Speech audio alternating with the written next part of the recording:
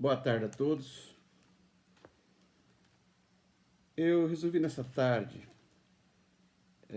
ministrar mais uma palavra sobre aquele estudo que nós estamos fazendo. O tema do estudo é Sendo Igreja até os confins da terra. É uma série de estudos. Vai dar mais ou menos, vai chegar próximo de 100 mensagens esses estudos. E é interessante que você assista os estudos anteriores e prossiga assistindo. Nós ainda estamos no capítulo 1 do livro de Atos. E o assunto de hoje está lá no capítulo 1, do versículo 12 ao versículo 26. Diz a palavra do Senhor. Então, voltaram para Jerusalém, do monte chamado das Oliveiras, o qual está perto de Jerusalém, à distância do caminho de um sábado. E, entrando, subiram ao cenáculo, onde habitavam Pedro e Tiago, João e André, Filipe e Tomé, Bartolomeu e Mateus, Tiago, filho de Alfeu, Simão o Zelote e Judas, filho de Tiago. Todos estes perseveraram unanemente em oração e súplica com as mulheres e Maria, mãe de Jesus, e com seus irmãos. E naqueles dias, levantando-se Pedro no meio dos discípulos, ora, a multidão junta era de quase 120 pessoas, disse: Varões irmãos, convinha que se cumprisse a escritura que o Espírito Santo predisse pela boca de Davi acerca de Judas, que foi o guia daqueles que prenderam a Jesus. Porque foi contado conosco e alcançou sorte nesse ministério. Ora, este adquiriu um campo com o galardão da iniquidade e, precipitando-se, rebentou pelo meio e todas as suas entranhas se derramaram. E foi notório a todos que habitam em Jerusalém, de maneira que na sua própria língua esse campo se chama Acéldama, isto é, campo de sangue.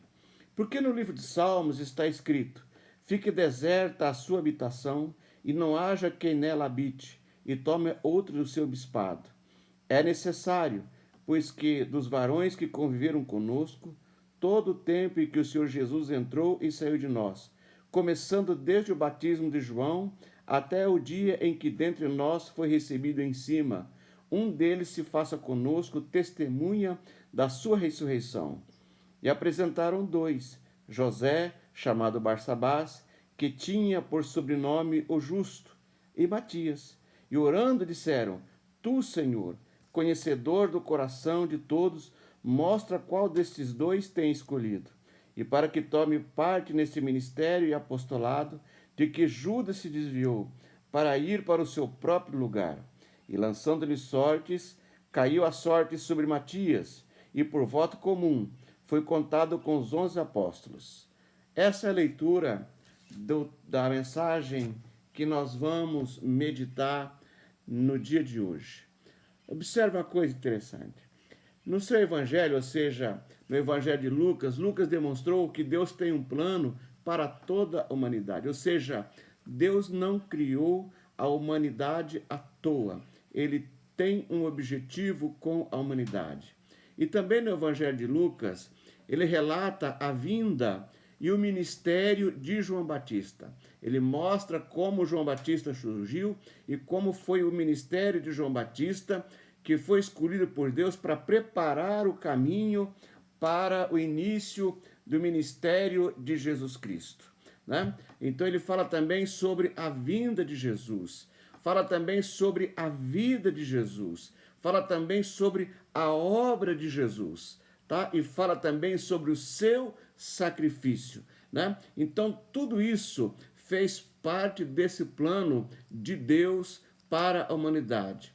Agora em Atos, Lucas mostra para nós que Deus tem um plano para a igreja testemunhar de Cristo para todas as nações. Ele mostra que agora então o plano para a igreja. O que Deus quer da igreja? Como que Deus quer trabalhar na igreja e trabalhar como a igreja, usando a igreja para pregar esse evangelho, para anunciar esse evangelho.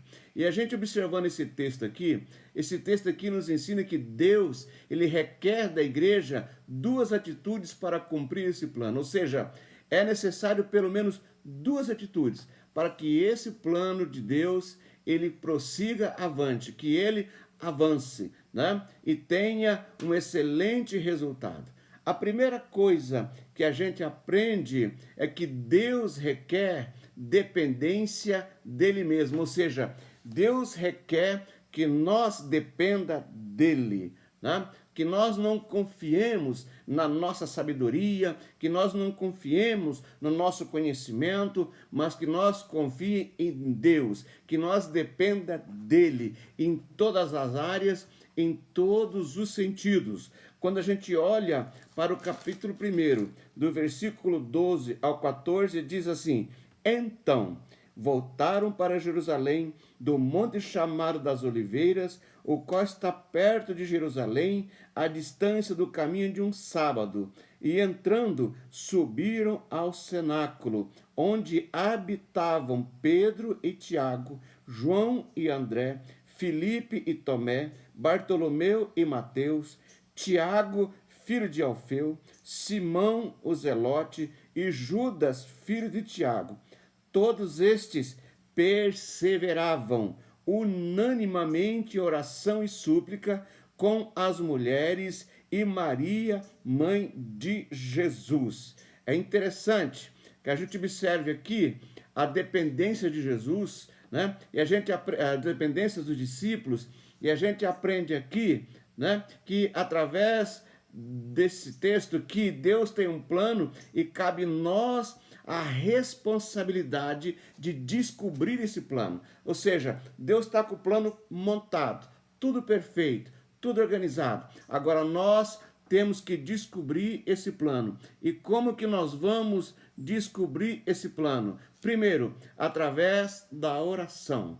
Observe que os discípulos, eles demonstraram submissão a Deus e também dependência de Deus quando eles foram para o cenáculo. O cenáculo era um lugar de meditação e um lugar de oração. Era um espaço, creio que é um espaço grande, porque cabiam ali bastante pessoas, porque segundo a história, né, ali se reuniam em torno de 500 pessoas. 380 foram desistindo durante aqueles 10 dias. 120 permaneceram ali orando, buscando a presença do Senhor, buscando a direção de Deus relacionada a esse plano de Deus que Deus tem para a igreja. E a gente aprende aqui também que a outra maneira da gente descobrir isso é através da palavra. Até mesmo o texto que nós lemos aqui chama muito a atenção. A gente vê aqui os discípulos unidos, de dois em dois. Vemos aqui as mulheres também buscando a Deus através da oração. Maria, a mãe de Jesus, buscando a Deus através da oração. E também os irmãos de Jesus buscando através da oração. E também a gente aprende que essa dependência, nós vamos aprender essa dependência, entender essa dependência através da palavra. Quando a gente observa no versículo 16, diz assim o texto: varões e irmãos, convinha que se cumprisse a escritura que o Espírito Santo predisse pela boca de Davi acerca de Judas, que foi o guia daqueles que prenderam a Jesus.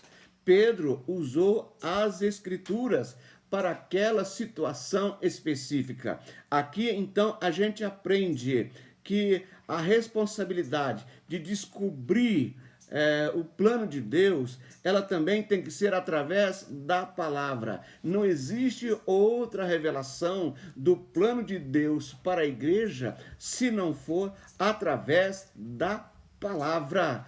Tudo tem que ser pautado na palavra. É a palavra que nos orienta, é a palavra que nos revela a vontade de Deus para a nossa vida. Então, quando nós oramos, nós mostramos a nossa dependência de Deus, porque através da oração nós estamos buscando a direção de Deus para aquilo que Ele quer nas nossas vidas e fazer através das nossas vidas e através do nosso ministério. E a palavra, ela nos orienta em resposta a essa oração. Uma coisa interessante é que através da oração eu falo com Deus e através da palavra Deus fala comigo. Através da oração a igreja fala com Deus e através da palavra Deus fala com a igreja, né? Então, através da Bíblia, Deus fala com a igreja. E aqui, então, Pedro, usando as Escrituras, né, ele pôde entender qual era a vontade de Deus,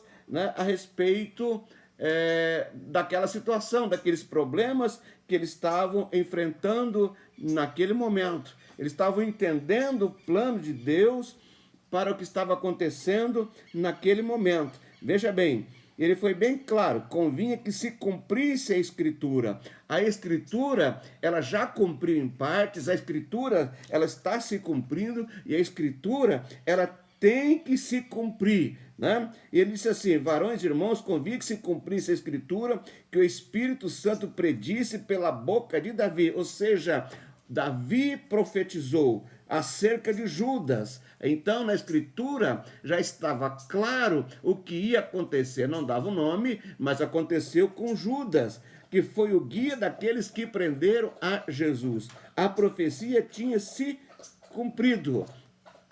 Então, a gente aprende com essa palavra que é necessário a gente compreender o plano de Deus. E para entender o plano de Deus, necessitamos orar em grupo e com perseverança. Então, do versículo 14 até o versículo de número 24, a gente vai entender esse plano, né? A necessidade desse plano. Ei, Deus tem um plano para a igreja, Deus tem um plano para mim, Deus tem um plano para a sua vida, e é necessário que nós conheçamos esse plano, é necessário que a igreja entenda esse plano. Então, é importante nós orarmos, é importante nós estudarmos a palavra, é importante nós aplicarmos a palavra na nossa vida, é importante nós aplicarmos a palavra de Deus para a igreja.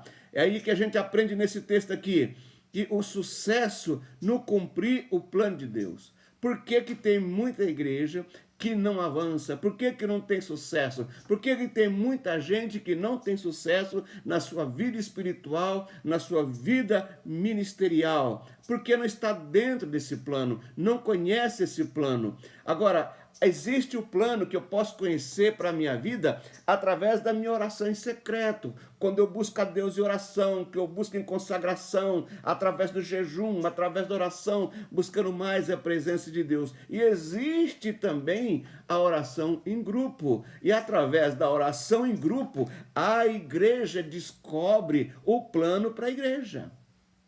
Então, veja bem, agora a oração não é aquela oração que eu oro hoje e fico 15 dias sem orar, e daí um mês eu vou orar de novo. Não é aquela oração que a igreja se reúne um dia e depois vai orar daqui 15 dias, não. É uma oração perseverante, tá? A oração em grupo, ela revela a unidade da igreja, ou seja, a ajuda mútua, os irmãos, um ajudando o outro através da oração, concordando em oração com o mesmo objetivo, buscando a direção de Deus para a igreja. Agora, essa unidade, essa ajuda mútua, ela tem que perseverar, ou seja, revelar a firmeza e manter-se a posição na linha de frente da batalha. Porque quando você começa a orar, quando você começa a buscar, você entra na batalha, você entra na linha de frente da batalha, não deixando o inimigo avançar. Então, quando você ora, quando você se dedica, quando você persevera, quando você está em harmonia, quando você está em unidade com os irmãos, você está sendo usado por Deus para não deixar o inimigo avançar. Então, a oração em grupo, a oração perseverante é a chave para a igreja realizar o plano de Deus. Esse é o segredo. Esse é o segredo para a igreja realizar o plano de Deus. Oração perseverante, oração constante. Hoje é a maior dificuldade a gente conseguir companheiros de oração. A maior dificuldade é reunir a igreja para a oração. Muitos problemas têm acontecido na igreja. Muitas igrejas estão se esfriando por falta de oração. Querem o poder de Deus, mas não querem pagar o preço da oração. Eu tenho aprendido na minha vida, de todo esse tempo que eu sirvo ao Senhor, que sem oração, nenhum poder. Pouca oração, pouco poder. Bastante oração, bastante poder. Nós precisamos orar. Nós precisamos falar com Deus. Nós precisamos aumentar a nossa comunhão com Deus. Nós temos que buscar a nossa intimidade com Deus. Agora, é importante que a gente busque com todos os irmãos, que a gente ajude uns aos outros através da oração. Então, o sucesso para cumprir o plano de Deus é uma oração em grupo e perseverante. A gente observa assim que tem gente que diz assim, a igreja ora uma vez por semana. Não, meu irmão, a igreja tem que orar todos os dias. A igreja tem que buscar todos os dias. A palavra do Senhor diz assim, orai sem cessar. A igreja tem que estar orando constantemente, buscando a direção de Deus, buscando a revelação de Deus, procurando conhecer o que Deus quer para a nossa vida e procurando conhecer o que Deus quer para a vida da igreja, né? Para o que Deus quer fazer através da igreja. Deus vai dar estratégia através da oração. É através da oração que nós conseguimos o sucesso para o plano de Deus nesse momento, principalmente nesse momento em que nós estamos atravessando. Veja bem, dependência de Deus é necessária. Não tem como exercer o ministério sem depender de Deus. Quando a gente fala que independente de Deus, é reconhecer a vontade dele, é depender da unção, é depender do poder de Deus, é depender da revelação dele, da direção dele, né? Em todo sentido, em todas as áreas, a gente vai conhecendo esse plano através da oração e a gente vai aprendendo a depender do nosso Senhor e Salvador Jesus Cristo. Amém? E o segundo ponto dessa mensagem, Deus requer a obediência a Ele mesmo. Não tem como realizar a obra de Deus sem obedecer a Deus. Deus não trabalha com desobediente. Deus não usa desobediente. É necessário obedecer ao Senhor nosso Deus. Do versículo 15 até o versículo 26, a gente aprende aqui muita coisa. E naqueles dias, levantando-se Pedro no meio dos discípulos, ora, a multidão junta era de quase 120 pessoas. Olha que interessante, a oração em grupo. Começou com 500, 380 abandonaram a oração naqueles 10 dias. 120 permaneceram. Disse, varões e irmãos, convinha que se cumprisse a escritura que o Espírito Santo predisse pela boca de Davi, acerca de Judas, que foi o guia daqueles que prenderam a Jesus, porque foi contado conosco e alcançou sorte nesse ministério. Ora, este adquiriu um campo com o galardão da iniquidade, e precipitando-se, rebentou-se pelo meio, e todas as suas entranhas se derramaram. E foi notório a todos que habitam em Jerusalém, de maneira que na sua própria língua esse campo se chama Acéldama, isto é, campo de sangue. Porque no livro de Salmos está escrito, fique deserta a sua habitação, e não haja quem nela habite, e tome outro o seu bispado. É necessário, pois, que dos varões que conviveram conosco, todo o tempo em que o Senhor Jesus entrou e saiu dentre nós, começando desde o batismo de João, até o dia que dentre nós foi recebido em cima, um deles se faça conosco testemunha da sua ressurreição. E apresentaram dois, José, chamado Barsabás, que tinha por sobrenome o Justo, e Matias. E orando, disseram: Tu, Senhor, conhecedor de todo, do coração de todos, mostra-nos qual desses dois tem escolhido, para que eu tome parte nesse ministério e o apostolado, de que Judas se desviou para ir ao seu próprio lugar, e lançando-lhe sortes, caiu a sorte sobre Matias, e por voto comum foi contado com os 11 apóstolos. Observe aqui então que eles mostraram essa obediência através da palavra. Então os discípulos reconheceram a anterior instrução e foram buscar, ou seja, eles olharam para as Escrituras, o que já existia das Escrituras naquela época, qual era a direção que Deus tinha para a igreja, e foi buscar essa direção na palavra, foi buscar essa instrução na palavra. Eles descobriram que Deus já previra a traição de Judas, né? Deus já sabia que Judas ia trair, né? Deus, ele é onisciente, Deus, ele sabe todas as coisas, Deus, ele conhece o passado, Deus conhece o presente, Deus conhece o futuro, né? E Deus prevendo o que ia acontecer, deixou relatado no livro de Salmos, e eles foram nos Salmos e descobriram, né, a instrução que Deus tinha a respeito de Judas, e que era necessário outro apóstolo, que era necessário a substituição de Judas. Aqui eu aprendo muita coisa com esse texto. Judas, ele representa aquela pessoa que durante a sua caminhada ele cai, e muitos se perdem.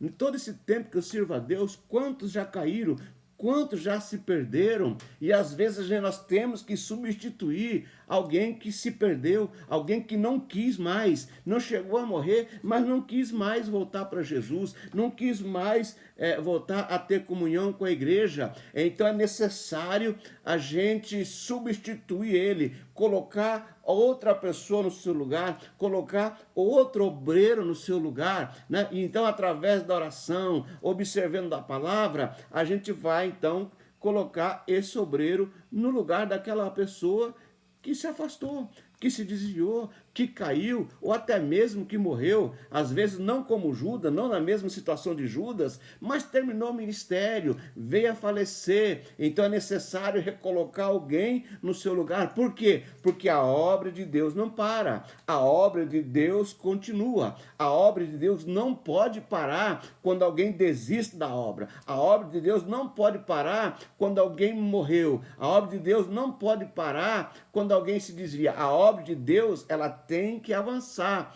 ela tem que prosseguir. Então, a necessidade de se substituir. Veja bem, então aqui eles fizeram lá, reuniram, né, e pegaram duas pessoas que, segundo as regras, tinha que ser alguém que já tinha que ter convivido com Jesus, né, desde o tempo de João, era uma pessoa que tinha determinadas regras para seguir. E observa uma coisa interessante, apareceu dois homens, né? Dois homens. E esses dois homens, o que eles fizeram? Lançaram sorte, né? Lançaram sorte, e a sorte saiu sobre Matias. E Matias, então, foi escolhido. Mas eles fizeram oração, né? Fizeram oração. Lançaram sortes e caiu a sorte sobre Matias. E por voto comum foi contado com os 11. Amém? Então, eles fizeram oração. O versículo 24 diz assim: e orando disseram: Tu, Senhor, conhecedor do coração de todos, mostra qual destes dois tem escolhido. Aqui eles deixam bem claro que Deus escolhe não pela aparência física, não pela posição social. Deus olha para o coração daquele que tem a chamada. Tá? E Deus, olhando para o coração, no caso aqui de Matias, foi contado em parceria os apóstolos e Deus. Matias foi escolhido então para ser o 12º apóstolo naqueles dias. Então, a gente aprende aqui que essa obediência ela é necessária. Outra coisa que a gente aprende aqui, a unidade entre os irmãos facilita o entendimento do plano de Deus. Não tem como um grupo dividido vai entender o plano de Deus. Quando um está puxando para um lado, um está puxando para o outro, não tem como entender o plano de Deus. Agora, quando existe unidade no grupo, o plano de Deus, então, é revelado para aquele grupo, especificamente para aquele grupo. Nessa minha caminhada, durante todos esses anos, eu tenho observado principalmente nos grupos de evangelismo. Né? Os grupos de evangelismo, quando a gente fala em montar um grupo de evangelismo, fica todo mundo eufórico, todo mundo quer, e vamos lá, e tá. E como é um grupo, tem que se escolher um líder. Se escolhe o líder, vai tudo bem, né? Mas na medida que vai começando o trabalho, começa a haver divergência, começa a haver divisão, começa a briga dentro do próprio grupo. Um não quer ajudar porque não é líder. Um não quer ajudar porque não aparece, né? Um não quer ajudar porque ele não é o pregador. E ele acha que ele é o melhor pregador do que aquele pregador que está no grupo. Resumindo, em poucos dias, aquele grupo ele se desmancha, acaba aquele grupo e a obra deixa de crescer. O diabo age no meio do grupo, dividindo o grupo, colocando inveja, colocando ciúme, colocando contenda, e ele tem vencido muitas batalhas em muitas igrejas através desses demônios que ele coloca no meio do grupo, né? O espírito de inveja, de ciúme, de contenda, de fofoca, isso tem atrasado a obra de Deus. E aqui a gente aprende que a unidade, ela facilita o entendimento do plano de Deus. Eu entendo que quando Deus estabelece uma igreja em um determinado lugar, Deus tem um plano para aquele lugar. Deus tem um objetivo a realizar naquele lugar. E essa igreja precisa entender esse plano, precisa conhecer esse plano. Então, os discípulos em unidade apontaram para Matias e José como os candidatos à vaga de Judas, né? Eles oraram. Agora, interessante que aqui, né, você não vê aquela manifestação do Espírito Santo através dos dons da revelação ou da profecia. Por quê? Porque aqui, nesse momento, né, os discípulos ainda não foram batizados com o Espírito Santo. Os dons espirituais ainda não estavam sendo usados pela igreja, porque a igreja ainda não foi revestida de poder. Então, em consenso, eles lançaram sorte e aceitaram a decisão, trazendo Matias para ser um dos 12. Tá? Agora, é interessante, lançaram sorte e aceitaram a decisão. Então, quando se toma a decisão, quando se escolhe alguém para uma determinada obra, para um determinado projeto, o segredo é aceitar essa decisão, é agir em harmonia. Aí as coisas vão funcionar, o trabalho vai crescer e Deus vai abençoar a igreja. Então, a obediência é o outro lado da dependência. Tá? Assim como todos os discípulos oraram, todos agiram obedecendo a Deus, agora a igreja ora e obedece a Deus e segue o exemplo de Jesus. Tá? Todos oraram, todos buscaram, todos agiram, né? Obedecendo a Deus. A igreja agora, a igreja que ora e obedece a Deus, segue o exemplo de Jesus. Tá? É muito importante. Eu tenho conversado com muitas pessoas e a maioria tem concordado comigo. Poucas igrejas oram. Poucas igrejas oram. Às vezes nós ficamos olhando o ministério que Deus usa de uma maneira gloriosa através da oração. Busca oração e Deus ora. E só que nessas igrejas, às vezes, falta a Bíblia, falta a palavra. E oração e palavra têm que caminhar junto. Tem que crescer na graça e no conhecimento. Tem que ter períodos de oração e de estudo da palavra. Períodos de oração e meditação da palavra. Para que você não seja um crente radical, mas que você seja um crente temperado, que você tenha graça e que você tenha conhecimento.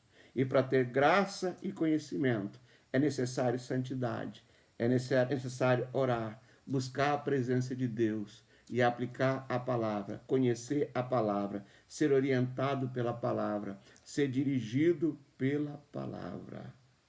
Tá? Oração e Bíblia tem que caminhar junto. Eu sempre procuro trabalhar em cima disso. Eu vejo muita gente com bastante conhecimento.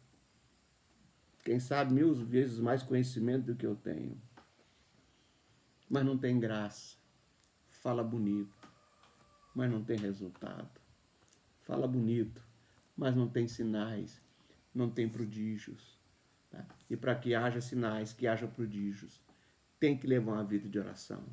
Tem que levar uma vida de consagração. Tem que ter dependência de Deus. E essa dependência a gente tem através da oração e através da palavra. Eu faço uma pergunta para você.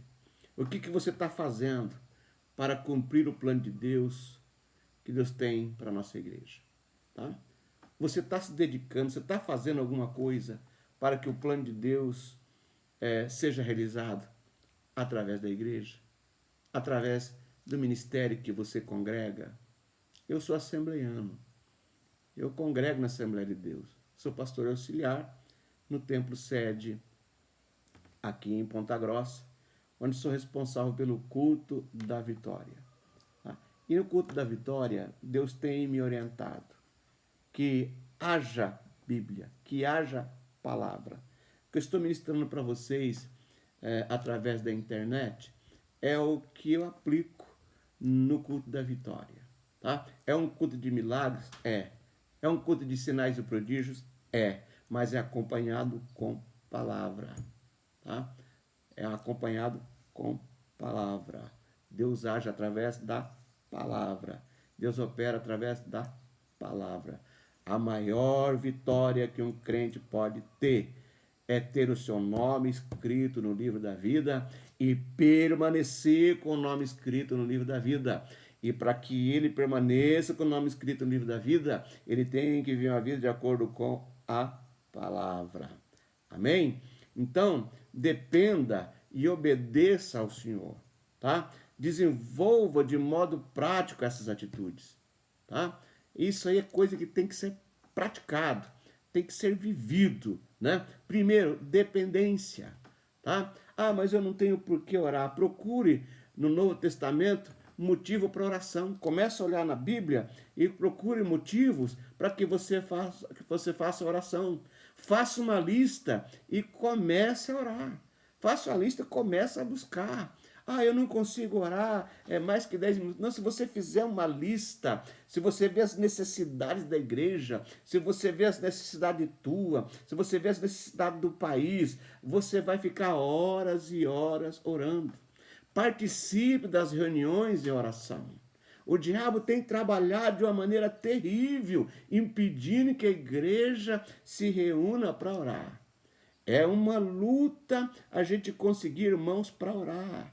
Quando a gente convida um grupo, ele diz, eu não posso ir, eu chego cansado do trabalho, eu tenho que levantar cedo no outro dia. Ei, isso aí é vida normal de toda a humanidade. Todo mundo tem que trabalhar, todo mundo se cansa, todo mundo tem fome, mas todo mundo tem que buscar a presença de Deus. Todo mundo tem que buscar a face de Deus. Oração é sacrifício. É sacrifício. Amém? Então, participe das reuniões de oração, tá? Compartilhe com os outros irmãos, né? E ore as necessidades de cada um. Avalie as suas orações, verificando se elas estão em sintonia com a vontade de Deus. Porque às vezes nós oramos, mas a nossa oração, ela não está em sintonia com a vontade de Deus. Tá? Aí fica ali malhando em ferro frio. Mas quando eu oro, né? Se a minha palavra, olha o segredo, se a minha palavra estiverdes em vós, e vós estiverdes em mim, pedir de tudo o que quiseres, e vos será dado. Obediência, né? É o outro ponto dessa mensagem. Fale de Jesus Cristo. Não tenha vergonha de falar de Jesus Cristo. Testemunho de Jesus Cristo. Testemunho da vida dele, da obra dele, do sacrifício dele. Eu creio que você, em 2 minutos, você consegue falar o que Jesus Cristo fez, quem era e o que fez. É simples. Mostre para o mundo que Jesus Cristo veio, que ele fez uma obra maravilhosa, que ele amou o mundo de tal maneira, que ele deu a sua vida para que todo aquele que nele crê não pereça, mas tenha vida eterna. E esse amor foi tão grande que ele entregou a sua vida na cruz do Calvário, morrendo na cruz do Calvário por você e por mim. Mas ele ressuscitou. Então, obedeça, tá? Obedeça a Jesus Cristo. Obedeça aos desafios, né, das mensagens anteriores, daquelas que nós já ministramos. Obedeça orando e lendo a palavra. Tá? Esse é o segredo. Bíblia não é para você simplesmente carregar embaixo do braço. Bíblia não é simplesmente para você deixar aberto no Salmo 91 ou no Salmo do 23. A Bíblia, ela tem que ser lida, tem que ser estudada, né? Jesus diz assim, ó, errais por não examinar as Escrituras. Osés disse assim, o meu povo peca porque falta conhecimento. A palavra diz, lâmpada para os meus pés é a tua palavra e luz para o meu caminho, né? Então, através da palavra, eu sei onde é que eu estou pisando. Através da palavra, eu sei o que eu estou fazendo. Através da palavra, eu sei o que Deus quer através da minha vida. Então, meu irmão, dependa de Deus, tá? Depender de Deus faz parte da obediência. Deixa bem claro, Deus não tem compromisso com desobediente. Amém? Veja com carinho essa mensagem, tá? É uma mensagem ministrada de uma forma simples, mas eu tenho certeza que vai edificar a sua vida. Amém? Vou fazer outras mensagens, vamos colocar outras mensagens no YouTube e que sirva para a tua edificação e que o nome do Senhor Jesus seja glorificado. E antes de encerrar esse vídeo, eu quero fazer um apelo para você. Se você ainda não confessou Jesus como o Senhor e Salvador da sua vida, essa é a hora de você confessar Jesus como o Senhor e sua vida, Senhor e Salvador da sua vida. É só Ele que pode salvar. É só Ele que pode entrar com providência na tua vida, tá? Dependa do Senhor. Pare de ficar se batendo nesse mundo aí, de acordo com a tua vontade, com o teu conhecimento. Busque a vontade de Deus. Busque a direção de Deus para a sua vida. Coloca a sua vida na presença de Deus. Coloca a sua vida no centro da vontade de Deus. E Deus vai mudar a tua vida. Deus vai mudar a tua história. Bendito seja o nome santo do Senhor. Deus tem o que você precisa. Deus tem a resposta que você precisa. E você é uma pessoa muito importante para Deus. Ele pagou um preço muito alto por você, dando o filho dele para morrer na cruz do Calvário por você. Por isso, você tem direito à salvação. Amém? Aceita Jesus. Venha fazer parte da igreja do nosso Senhor e Salvador Jesus Cristo. Escolha a igreja, tá? Escolha a igreja aí perto da sua casa, tá? Uma igreja que fale dessa palavra, que viva essa palavra. Não olhe para aqueles que têm problema, não olhe para a vida daqueles que estão em pecado. Olhe para Jesus. Jesus, ele é o varão perfeito, é o gabarito para mim e para você. Deus abençoe você e até a próxima, em nome de Jesus.